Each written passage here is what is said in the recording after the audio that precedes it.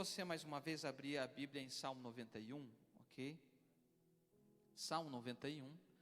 Deixa eu falar para os irmãos, anunciar que nós estamos aqui em uma série de pregações sobre o Salmo 91. Aquele dia eu preguei a primeira parte, mas hoje nós vamos fazer a introdução do Salmo, ok? Nós vamos trazer aqui praticamente, acho que serão 5 dias iniciando de hoje, né? Então, vai ter o segundo dia. Hoje nós vamos falar sobre a introdução do Salmo, mas no segundo dia nós vamos falar sobre os fundamentos da fé do salmista. No terceiro nós vamos falar sobre vencendo os inimigos da fé. No quarto vai ser os amigos da fé. E no quinto, a fé e a comunhão. Então nós vamos entrar de forma profunda sobre esse Salmo, e cujo tema que nós estamos já na segunda série não da escola, viu, irmão? Na segunda série do tema Cântico de Guerra, ok? Porque eu já havia pregado sobre o Cântico de Guerra em outra ocasião, e nós estamos na segunda série dessa série de pregações do Salmo 91. Vamos à leitura do Salmo então, ok? Salmo 91, que diz assim: aquele que habita no esconderijo do Altíssimo, à sombra do Onipotente descansará. Direi do Senhor, Ele é o meu Deus, o meu refúgio, a minha fortaleza, e nele confiarei. Porque Ele te livra do laço do passarinheiro e da peste perniciosa.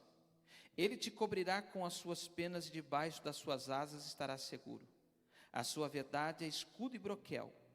Não temerás espanto noturno, nem seta que voe de dia, nem peste que ande na escuridão, nem mortandade que assole ao meio-dia. 1000 cairão ao teu lado, 10.000 à tua direita, mas tu não serás atingido. Somente com os teus olhos olharás e verás a recompensa dos ímpios, porque tu, ó Senhor, és o meu refúgio, o Altíssimo é a tua habitação. Nenhum mal te sucederá, nem praga alguma chegará à tua tenda, porque aos seus anjos dará ordem ao teu respeito para te guardar em todos os teus caminhos. Eles te sustentarão nas suas mãos, para que não tropeces com teu pé em pedra. Pisarás o leão e a áspide, calcarás os pés ao filho do leão e à serpente, pois que tão encarecidamente me amou. Também eu livrá-lo-ei e pô-lo-ei num alto retiro, porque conheceu meu nome. Ele me invocará, e eu lhe responderei, estarei com ele na angústia, e livrá-lo-ei, e o glorificarei. Dar-lhe-ei abundância de dias, e lhe mostrarei a minha salvação. Curve a sua cabeça e vamos fazer mais uma oração. Senhor Deus Todo-Poderoso, nesta manhã, estamos iniciando aqui uma série de pregações acerca do Salmo 91. Senhor, nós queremos ter experiências profundas contigo acerca desse Salmo. E talvez vidas que estão aqui precisando, Senhor Deus, desta palavra, vão começar a vivenciar o sobrenatural.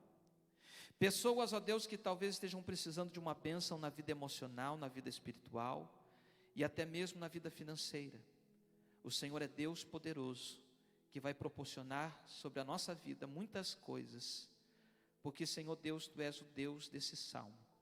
E nós podemos enxergar a Tua palavra sendo propagada neste lugar, através do Teu Santo Espírito, Pai. Assim se conosco, Pai, que possamos desenvolver, ó Deus, esta pregação e a revelação do Teu Espírito, em nome de Jesus, em nome de Jesus. Amém. Amém, queridos? Queridos, antes de tudo, nós temos que fazer uma introdução para entender um pouco sobre a visão desse Salmo. Talvez você já entrou em alguma casa que estivesse com a Bíblia aberta nesse Salmo e a página até estava amarela. Por que não dizer talvez empoeirada e até mesmo cheia de teia de aranha? Talvez você chegou na porta de uma casa e esse Salmo estava pregado só a primeira parte, aquele que habita. Ou às vezes você dirigindo encontrou um adesivo num caminhão escrito: aquele que habita no esconderijo do Altíssimo, à sombra do Onipotente descansará. Realmente, esse é um salmo muito conhecido, mas poucos conhecem esse salmo de forma profunda. poucos se relacionam com Deus do Salmo, poucos se relacionam com esta palavra poderosa. Mas antes de tudo nós precisamos entender a visão tanto judaica como a visão cristã do Salmo 91. Quando, por exemplo, nós olhamos para a visão judaica do Salmo 91, nós temos que entender algumas coisas. Quando, por exemplo, há comentários acerca desse salmo, porque os judeus têm praticamente mais de um livro que fala sobre o salmo. Livros esses são importantes dentro da cultura judaica, para que eles possam entender um pouco mais acerca do salmo. Coisas que muitas vezes a gente pensa, poxa, é muito estranho ouvir isso acerca do costume judaico, do ritual judaico, mas eles têm, porque muitos deles levam essa palavra tão a sério, que eles incluem na liturgia de alguns rituais. Quando nós falamos acerca desse salmo, dentro da visão judaica, nós temos pelo menos de 2 a 3 livros que falam, livros judaicos que fazem comentário acerca desse salmo. Existe um livro que se chama Midrash, que é o livro que o judeu usa, né, que tem a interpretação rabínica acerca do Salmo 91. E eles têm o Salmo 91 como o salmo cujo autor é Moisés. Embora nós, como cristãos, não temos isso, porque existem os salmos que são chamados salmos órfãos. Por que são salmos órfãos? Porque não tem autoria, não tem ninguém que seja autor, eles não descobriram, não há nada que possa dizer, não, esse é o autor. Alguns salmos, eles se denominam dentro desse plano que nós acreditamos que são salmos órfãos, que não tem autor. Porém, o Midrash vai dizer que o Moisés era o autor desse salmo. Inclusive vão colocar algumas coisas, algumas experiências que Moisés tem, para dizer acerca da sombra do Onipotente, né? Falar acerca do esconderijo do Altíssimo, como por exemplo Midrash traz Moisés tendo a experiência tanto no monte, como no tabernáculo. No monte, quando eu falo sobre o monte, é o Monte Sinai que fumegava, em que Moisés teve uma experiência de ficar 40 dias ali, tendo algo tremendo, que é uma comunicação estreita com o próprio Deus, enquanto o povo está lá embaixo, vendo tudo aquilo acontecendo, os raios, trovões, a nuvem que envolvia Moisés. Então a Midrash vai dizer que, enquanto ele era envolvido pela nuvem de glória, ele tem essa experiência e escreve o Salmo 91. É o que o Midrash fala, segundo a visão judaica. Uma outra visão do Midrash Terrilim, que fala sobre os salmos, né, vai também trazer a visão de Moisés, quando ele constrói o tabernáculo, né, em que ele entra no tabernáculo e ali ele tem um encontro com Deus, e também na fumaça da glória do Senhor ele é coberto, e então eles têm essa impressão de que Moisés escreveu realmente ao final da construção do tabernáculo, devido à experiência que ele teve com a fumaça de glória dentro, com certeza, do Santíssimo Lugar. Mas existem outros livros, como o Zohar, do livro de comentários judaicos, que fala sobre essa concepção de Moisés ser também o autor, como também fala sobre o Talmud, que é o livro rabínico, que é o livro de comentários rabínicos, que vai falar de muitas outras coisas. Inclusive o Talmud, ele fala desse livro como, por exemplo, um livro que extermina demônios, né? Que é capaz de exterminar demônios. É estranho isso, pastor, mas quando eles levam a certeza de que o Salmo fala sobre proteção, e isso eu não tiro essa concepção de proteção, porque o Salmo realmente fala sobre proteção, mas eles têm esse Salmo como um Salmo que extermina os demônios. Então ele é lido, queridos, para a proteção em questão espiritual. Eles tratam com esse salmo sendo um salmo que afasta os demônios, né? Esta é a concepção judaica do livro Talmud em questão disso. Agora, não somente isso o Talmud traz, como também traz a referência de que, de acordo com o Midrash, né, também, que o Salmo faz referência a muitos tipos de demônio que ameaçam os homens, incluindo o terror noturno, a flecha, a pestilência, a destruição, mencionados no versículo 5 e 6 desse Salmo. Então o Salmo foi escrito, segundo o Talmud, como um amuleto pelos judeus da antiguidade tardia. Eles usavam esse Salmo como um amuleto. Eles usavam esse Salmo como um Salmo que afastava os demônios.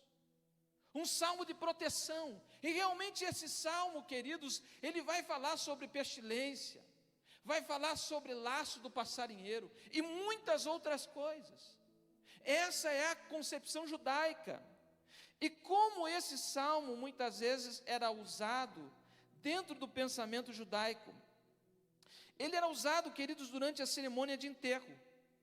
Enquanto eles levavam o corpo da pessoa para a sepultura, era recitado por 7 vezes esse Salmo, o Salmo 91.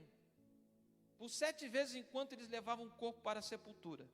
Não era somente usado na cerimônia de enterro, como também em outros lugares. Por exemplo, eles citam o verso 16 por 2 vezes, então, na concepção judaica, quando eles vão terminar o Salmo 91, a leitura, o versículo 16 é recitado 2 vezes, por conta da liturgia deles. Eles não só usam isso, como no ritual da bênção de manhã, da oração da manhã pelos alimentos, como a oração que eles fazem, que é chamada Shalom Aleichem, que é uma oração que eles fazem pelos alimentos, é uma oração matutina que é feita também pelos alimentos, que eles dão uma bênção sobre os alimentos, mas eles fazem menção também do versículo 16 para essa oração. Não só isso, mas também eles usam, querido, na sexta-feira à noite, quando vai se fechar da sexta-feira para o Shabat, que nós sabemos que o judeu guarda o sábado. O sábado para o judeu é sagrado. Então, na sexta-feira da noite para o sábado, eles recitam esse Salmo 91. E para muitas outras coisas, eles usam. O Salmo 91 é frequentemente recitado como uma oração por proteção para ele. E alguns dizem isso antes de embarcar, até mesmo em algumas viagens. Aí você pensa assim, poxa, é parecido, né, com a concepção que nós temos do cristianismo acerca do Salmo.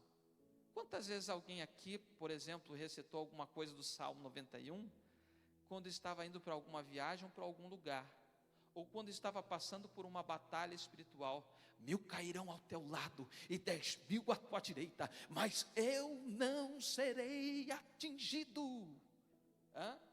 Quantos aqui muitas vezes passando por alguma guerra ou uma batalha espiritual, aí vai aquele que habita no esconderijo do Altíssimo, a sombra do Onipotente descansará. Ou quem nunca fez um propósito com o Salmo 91, citando ele por 21 dias, e ali lendo a palavra de Deus, e combatendo o inimigo como algo, por exemplo, que talvez seja como um amuleto. Mas agora, qual é a concepção cristã que nós temos acerca disso? Parece que é igual à da judaica, em alguns detalhes. Mas a visão do cristianismo acerca disso é bem diferente daquilo que nós vemos. É claro que tem alguns pontos em comum com o Salmo, ou com a visão judaica, da visão do cristianismo. Porque em todo lugar onde ia-se, ou seja, numa viagem ou no enterro, eles citavam isso. E quantas vezes você não citou o Salmo 91 quando estava passando por batalha? Quantas vezes nós não citamos? Mas qual é a diferença da visão cristã para a visão judaica? Não é a mesma, pastor. O fim não é o mesmo, é a proteção. Eu concordo que seja a proteção, porque fala sobre proteção. Mas o interessante, querido, que nós cristãos temos esse Salmo 91 como a oração do soldado. A oração do soldado. Porque esse salmo é um salmo de guerra. Nós temos que entender que esse salmo, queridos, ele não somente é a oração do soldado, como ele tem uma linguagem de guerra. Porque imagine, você não vai falar para o seu amigo ou para alguém, né, ou para o inimigo, dizer assim: não, você, 1000 cairão ao teu lado, 10.000 à tua direita, mas eu não serei atingido, porque Deus está comigo, você não vai conseguir me derrubar. Então é um salmo de paz? Não, é um salmo de guerra. Você está lidando com coisas que você está vivendo no seu dia a dia. Nós vamos ver esse salmo com salmo de proteção. Mas antes de entrarmos nos pontos que nós vamos entrar, nós precisamos entender uma coisa. Nós precisamos entender que esse salmo é um salmo, queridos, que vai nos levar para um relacionamento com Deus. Porque o primeiro ponto importante que nós vamos ver, claro que nós vamos ver 3 coisas importantes para nós entrarmos sobre a série de pregações, que é praticamente assim o ponto principal da nossa vida, que é o início desse salmo. Quando, por exemplo, fala assim: aquele que habita. Aquele que habita. Quão importante é isso? Pastor, eu quero ter o salmo como algo que vai me proteger. O salmo não te protege. Aquele que é o dono do salmo, ele que te protege. E por isso nós precisamos entender essa linguagem de guerra, mas com a concepção diferente de muitos outros. Pastor, eu deixo a Bíblia aberta no Salmo 91 aqui em casa porque ele espanta os demônios. Essa é a concepção judaica. Mas o importante de tudo isso é o que ele diz: aquele que habita, e habitar é relacionamento.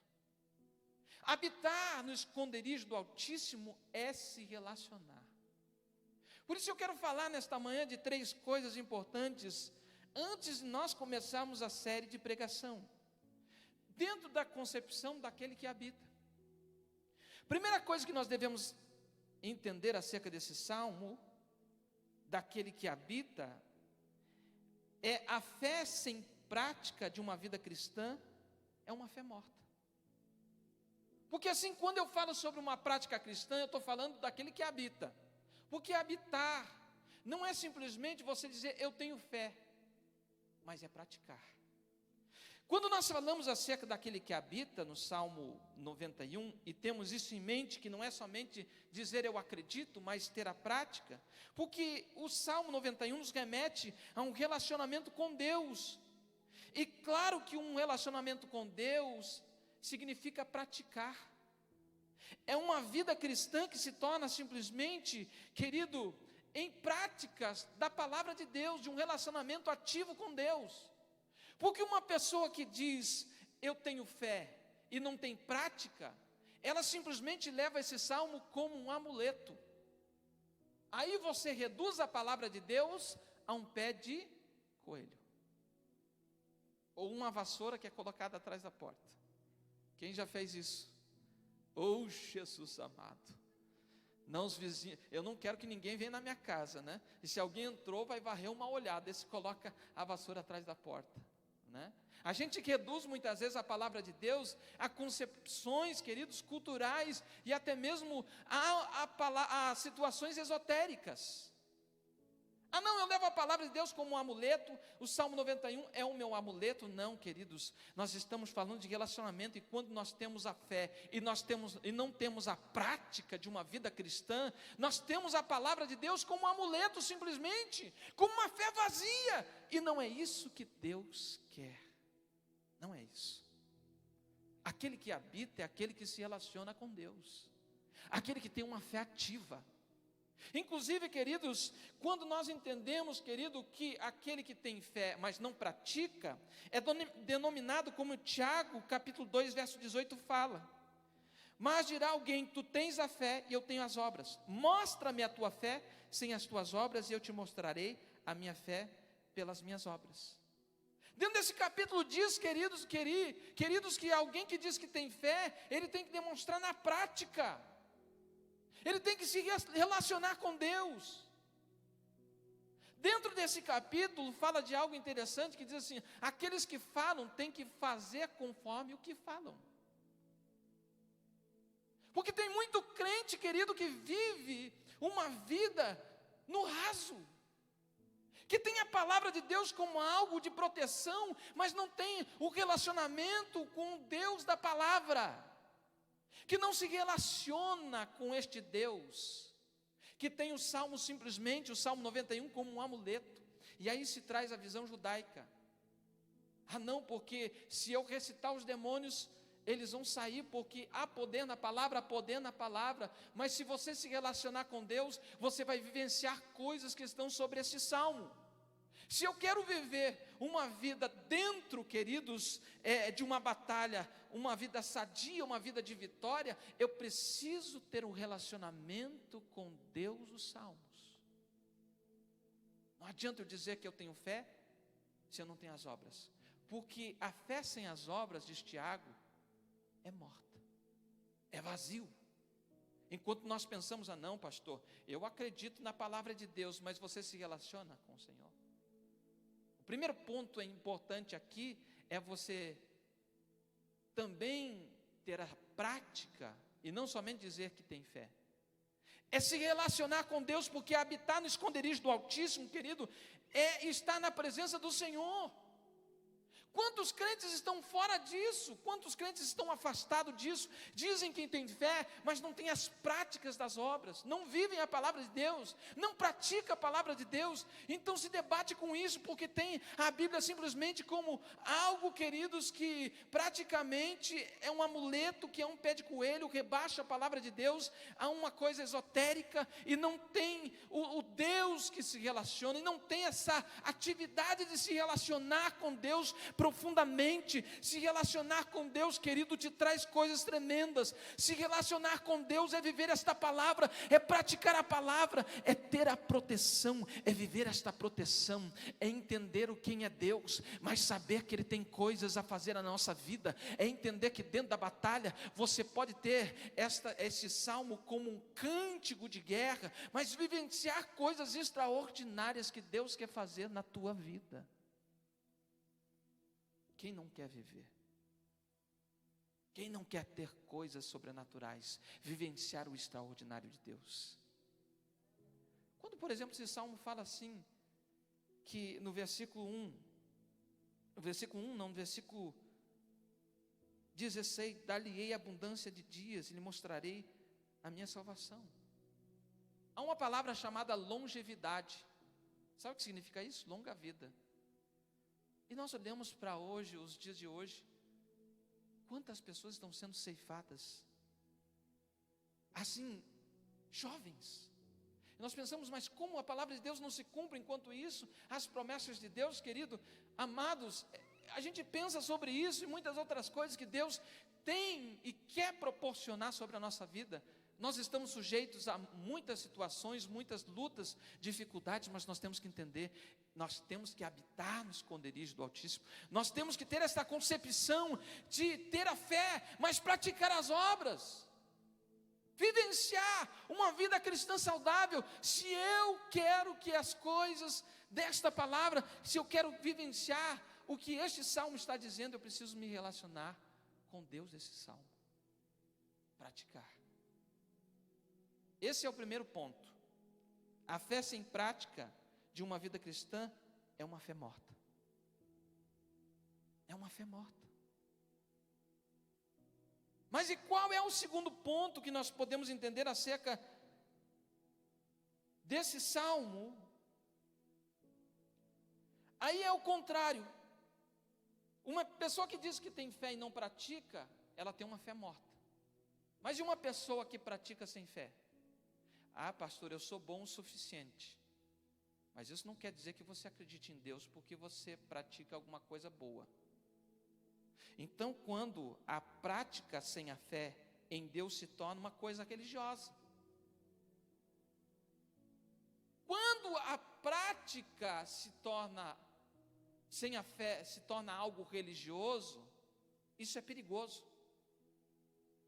Porque muitas vezes eu quero mostrar para os outros quem eu sou por fora.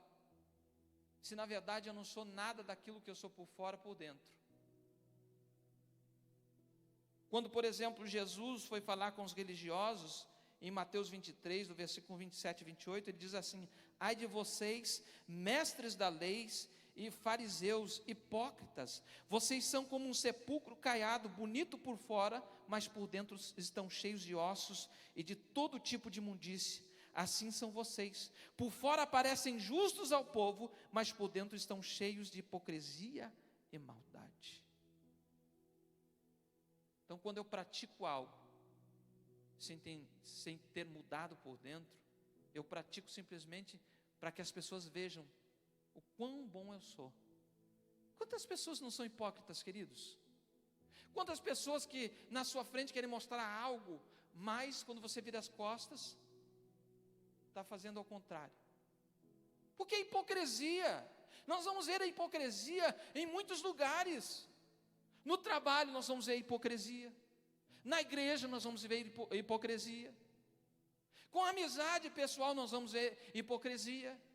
Porque as pessoas querem aparentar uma coisa. Até parece a concepção política, não é? Eu falo, mas não faço. Muitas vezes nós temos essa concepção política de dizer para o outro: faça, mas eu não faço. Isso é hipocrisia. E quando Jesus traz essa palavra para os religiosos, dizendo: olha, vocês estão como um sepulcro caiados. Vocês dizem que têm fé, mas não têm fé. A fé de vocês não é genuína, mas vocês praticam só para mostrar para os outros que vocês praticam. Sabe o que eles faziam?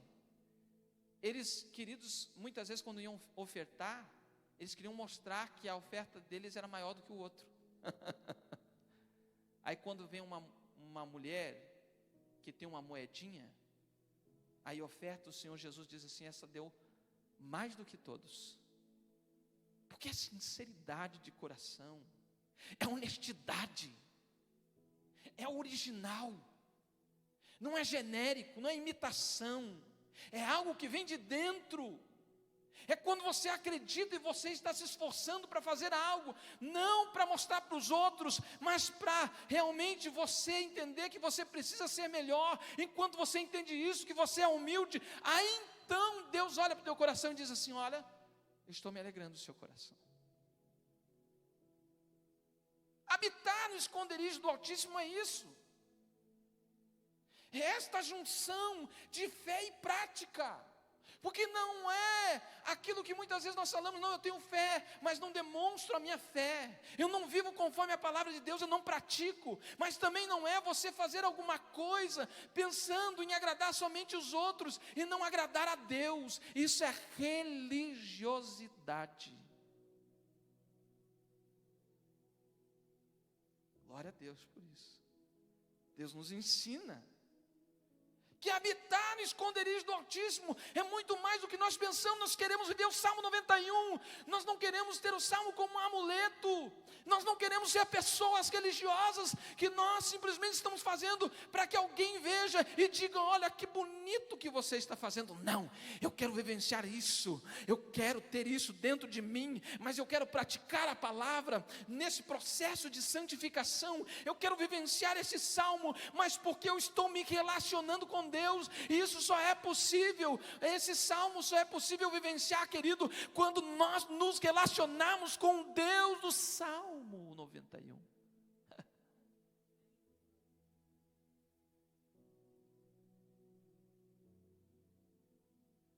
O primeiro, nós vimos que a fé sem a prática de uma vida cristã é uma fé morta. Segundo, a prática sem a fé em Deus se torna uma religiosidade.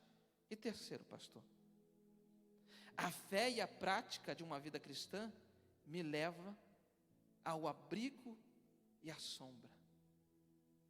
E o que significa isso, pastor? Quando nós temos a concepção de entender o que é o abrigo do Altíssimo, a sombra do Onipotente, porque são coisas importantes.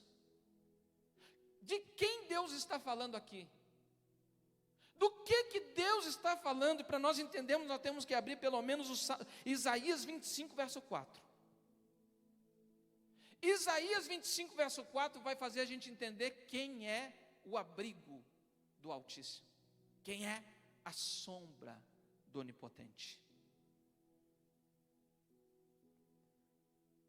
Isaías 25, verso 4 diz assim: porque foste a fortaleza do pobre, e a fortaleza do necessitado, na sua angústia, abrigo contra a tempestade, a sombra contra o calor. Abrigo contra a tempestade e a sombra contra o calor. Sabe o que esse texto está falando, queridos? Esse texto está falando, o texto de Isaías está praticamente um capítulo apocalíptico, que fala sobre o milênio, quando o diabo vai ser preso por 1000 anos, em que Deus vai colocar tudo no lugar, em que o inimigo vai ter que se assujeitar ao poder, ao reino de Jesus. E quando fala sobre isso, nós estamos falando sobre milênio, está falando sobre a política perfeita, não digo a política, mas a justiça perfeita de Deus, que é Cristo e a igreja reinando sobre a terra, quando Ele vir para reinar nos 1000 anos. Então, faz referência ao próprio Cristo. Quando nós estamos em Cristo Jesus, nós encontramos o refúgio, o esconderijo. E aqui está fazendo referência a um esconderijo, ao abrigo, em tempos de tempestade. E quantas tempestades nós não vivemos, quantas batalhas nós não vivemos, Ele é o refúgio no meio da tempestade. Quando estamos em Cristo Jesus, querido, nós começamos a entender que somos guardados dentro da tribulação, da dificuldade, dos projetos que o inimigo tem contra a nossa vida, querido. Nós estamos no abrigo do Altíssimo, Ele nos esconde, Ele nos protege. O Senhor Jesus, enquanto nós estamos em Jesus, queridos, olha o que a palavra diz em Romanos 8, diz assim: nenhuma condenação há para os que estão em Cristo Jesus. Sabe o que significa isso? Quando você está em Cristo Jesus, o diabo tenta encontrar uma brecha, mas você está em Cristo Jesus, e a Bíblia diz que nenhuma condenação há. Quando o diabo vai te acusar, e você está em Cristo Jesus, você se arrependeu, você confessou o pecado, ele olha para você, mas quando ele olha o sangue de Jesus, o diabo foge de você, porque não há o que fazer, querido, nenhuma condenação há para aqueles que estão em Cristo Jesus. Cristo te esconde.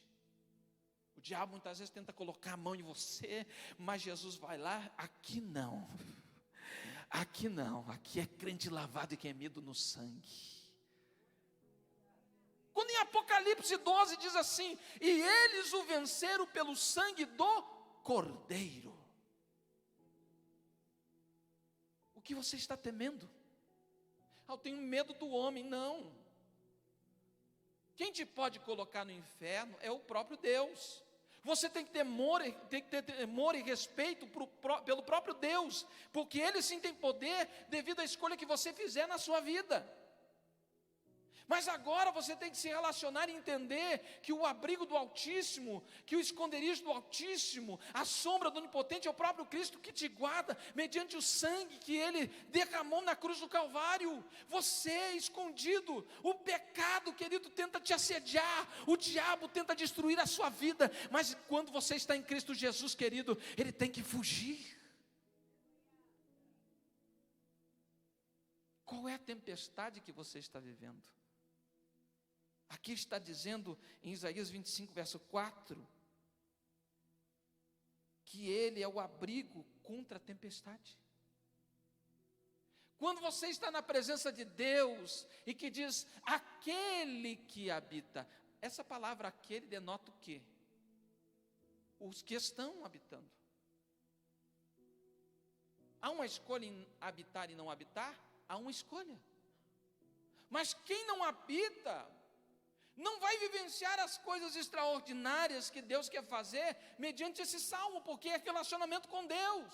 Quando você se relaciona, quando você habita e se relaciona com Deus, então você vai começar a vivenciar as coisas que Deus tem para a sua vida, porque esse salmo não pode servir para nós como um amuleto. Ele simplesmente, querido, é um salmo ao qual Deus denota aqui, Deus mostra uma oração de guerra, um cântico de guerra, mas eu estou me relacionando com alguém que fez esse salmo, alguém que inspirou uma pessoa, querido, para escrever esse salmo, e para dizer que Ele é Deus que protege, Ele é Deus que habita, que livra do mal, para aqueles que habitam nele.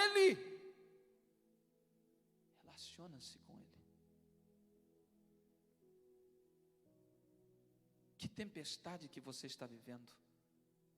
Pastor, olha, tanto mal aconteceu na minha vida que o senhor não quer nem ouvir o que aconteceu. Se você está no esconderijo do Altíssimo, você pode ter certeza, 1000 cairão ao teu lado, 10.000 à tua direita, mas tu vai permanecer de pé.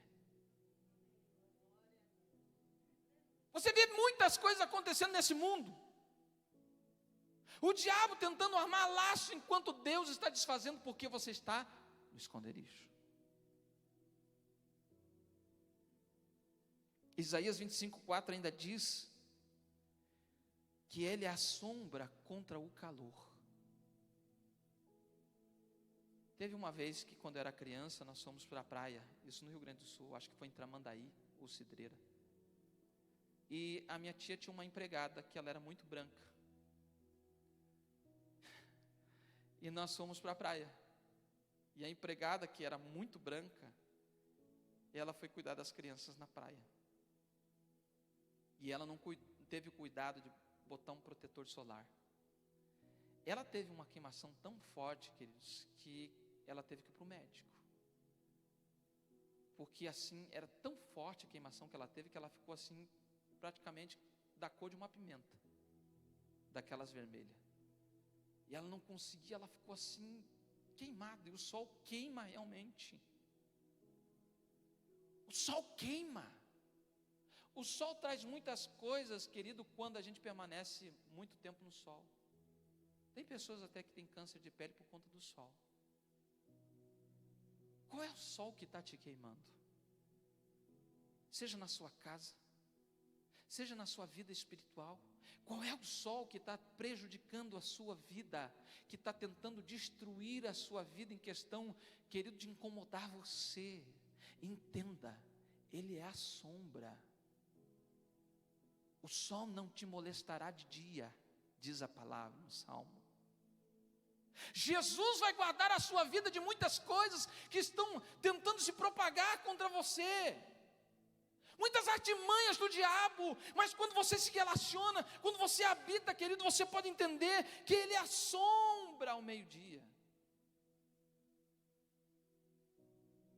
Ele é que te protege, Ele que te guarda. Habite nele, seja um habitante da presença de Deus. Não fique simplesmente um momento, mas fique uma vida toda na presença do Senhor. Deus te convida nesta manhã a se relacionar com Ele, não de forma rasa, não dizer que é só eu sou crente, mas não pratico, mas também não só praticar e dizer para os outros eu sou crente, como um religioso, mas vivenciar a fé e a prática da palavra, uma vida cristã sadia, se relacionar com Deus ao ponto de você ser transformado completamente. Quem quer isso? Levanta a mão. É fácil? Não. Não é fácil. Não posso dar uns glória muito forte aqui, eu estou orando, irmãos, foi detectado como parece uma hérnia. Às vezes quando eu falo muito alto e eu quero que Deus me cure sobre isso, queridos. Eu creio que Deus pode me curar, né? Mas você pode glorificar por mim, né, querido? Aleluia, Jesus. Aquele que habita. Você pode se colocar de pé nesta manhã? Diga assim comigo: aquele que habita. Agora olha para o seu irmão e diga assim: você é um habitante. Você não é um estranho. O Pai te conhece. Ele sabe do seu coração. Ele sabe das lutas e das tempestades que você tem vivido. E porém, talvez você olhe para essa palavra e pense assim: ah não, essa palavra, uau, eu vou deixar aberto o Salmo 91. Não. Isso tudo, queridos, é possível acontecer na sua vida só quando você habitar completamente. Quando você virar habitante, você entender que não é um momento, mas é uma vida toda com Deus. A Bíblia fala de um homem que andou todos os dias com Deus. Até um dia, enquanto ele estava andando, chegaram perto da casa de Deus, e Deus com certeza disse para ele: ô Enoque, vamos entrar um pouquinho. Mas esse pouquinho se tornou uma eternidade. Ele foi arrebatado com o corpo e tudo. Ninguém mais viu Enoque, porque andou com Deus todos os dias. Ah, pastor, mas se eu andar com Deus, Ele vai me arrebatar? Deus, eu não quero não. Aí eu preciso casar ainda. Cadê os solteiros? Ah, Jesus, eu preciso casar ainda. Mas a melhor coisa é estar com Deus. Vamos orar então? Senhor nosso Deus e bendito Pai, Tu és o Deus do Salmo 91. Senhor, nós não queremos viver de forma rasa esse relacionamento, nós queremos ir mais fundo.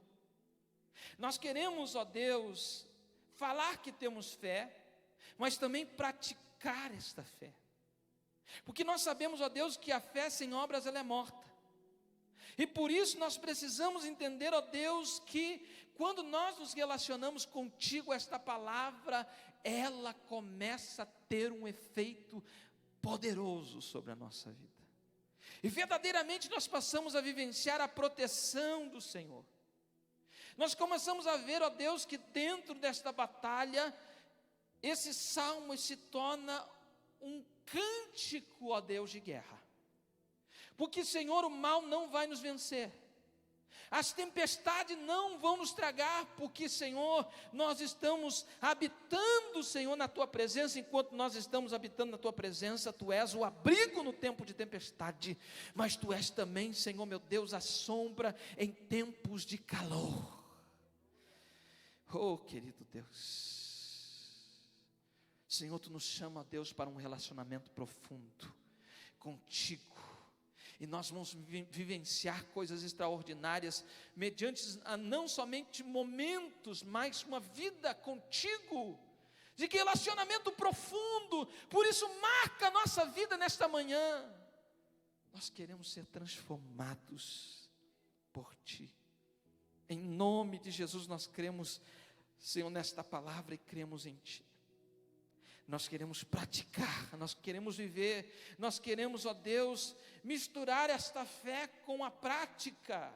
Nós queremos ser, ó Deus, pessoas, ó Pai, que venham agradar o Teu coração.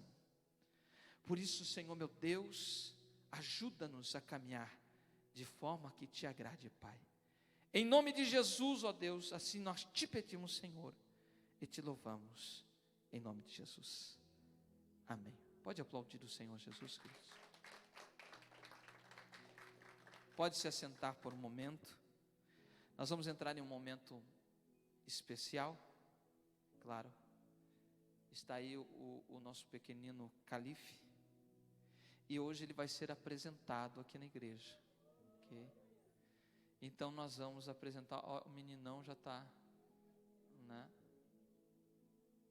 Está bonitão. Quero convidar aqui o papai e a mamãe e os avós, okay? Estar aqui na frente. Nós vamos estar apresentando o Calife.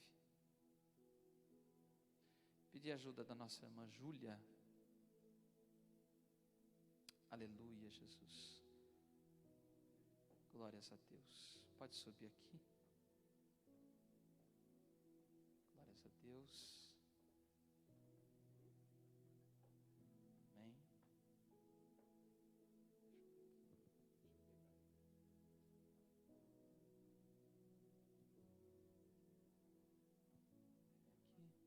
Aleluia.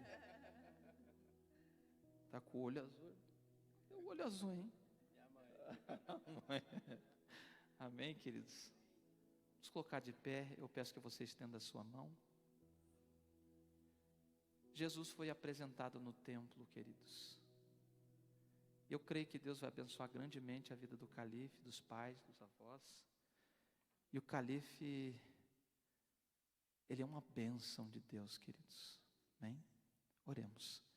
Senhor Deus Todo-Poderoso, nós queremos apresentar o calife neste momento, Pai, a Ti. Senhor, ele é uma bênção, Senhor. E por isso, Deus, nós queremos pedir que o Senhor venha protegê-lo, guardá-lo, livrando de todo mal, dá um crescimento perfeito, Deus, e dê muita saúde ao calife, Pai. Abençoa ele, abençoa o papai, abençoa a mamãe, os avós, Pai, que eles possam, Senhor Deus, criar o calife, Senhor Deus, Senhor, na concepção cristã, na vida cristã, apresentando a Tua santa palavra a ele, em todas as etapas do calife, Pai. Por isso nós, Senhor meu Deus, aqui abençoamos o calife em nome de Jesus e apresentamos a Ti. Eis aqui o calife, Senhor Deus, em nome de Jesus. Ó Deus, nós apresentamos e agradecemos pela vida do calife, Pai, em nome de Jesus. Amém.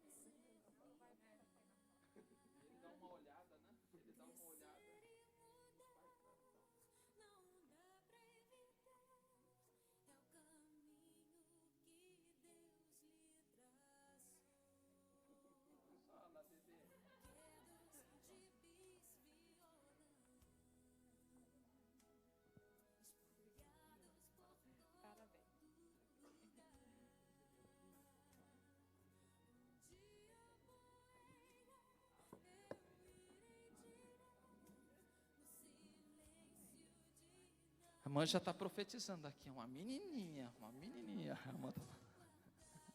Amém? Que alegria poder apresentar um bebê aqui na igreja. E o calife vai ser, ele é a alegria da casa, né? Com certeza. Eu creio num novo tempo para a casa dos nossos irmãos, ok? Tempo onde Deus vai falar grandemente com a vida de vocês através do calife. Amém, queridos? Glórias a Deus. Vamos orar então pelo o término do culto. Irmãos, dia 18, ok, já vou falar de novo.